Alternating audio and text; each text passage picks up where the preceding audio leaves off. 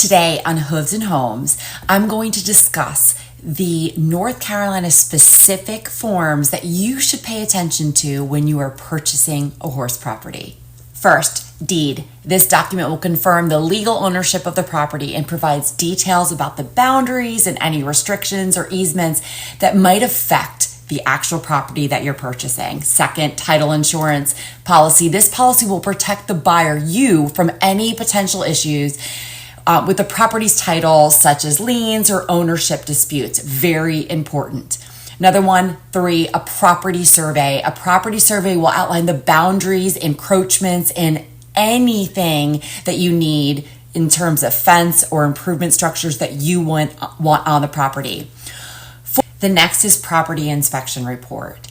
In North Carolina, typically the buyer, once you go under contract, you can order a property inspection, and this will be during your due diligence period. The property inspection, you want to make certain that you don't just ask for the home on the property, but you also inspect the barns or any outbuildings on the property.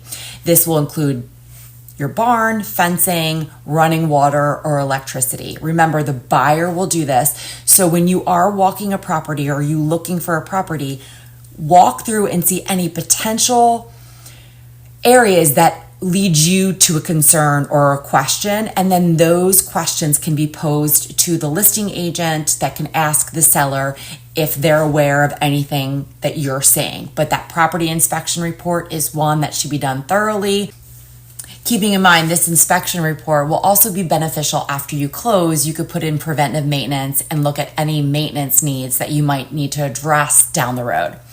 The next, zoning and land use permits. These documents confirm that your property, the one that you're about to buy, is zoned for agricultural or equestrian use, or horses are allowed, and that there are no restrictions on keeping horses on your property or any other animals.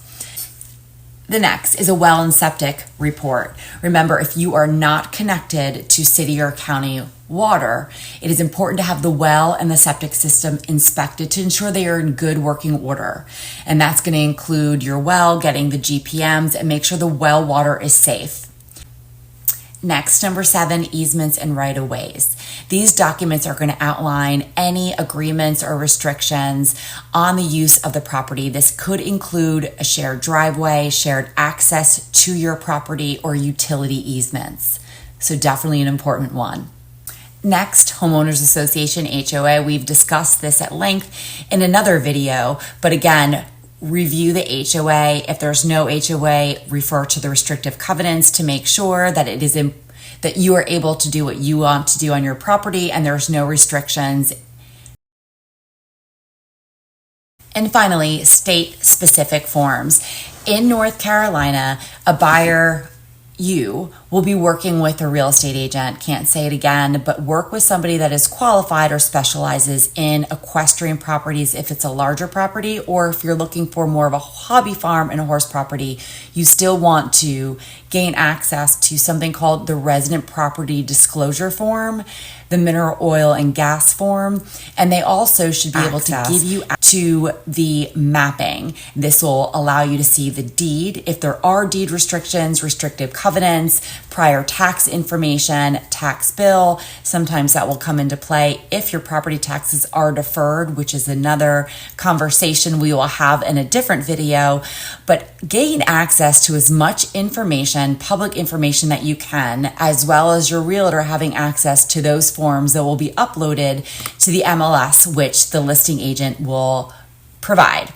When you look at these forms, your realtor should guide you through them so you can see opportunities that possibly will require negotiation or further preventive maintenance, and that will be identified during your inspection. So these specific state forms will give you a peek and an understanding of what you're going to be working with when you are buying a horse property or an equestrian property.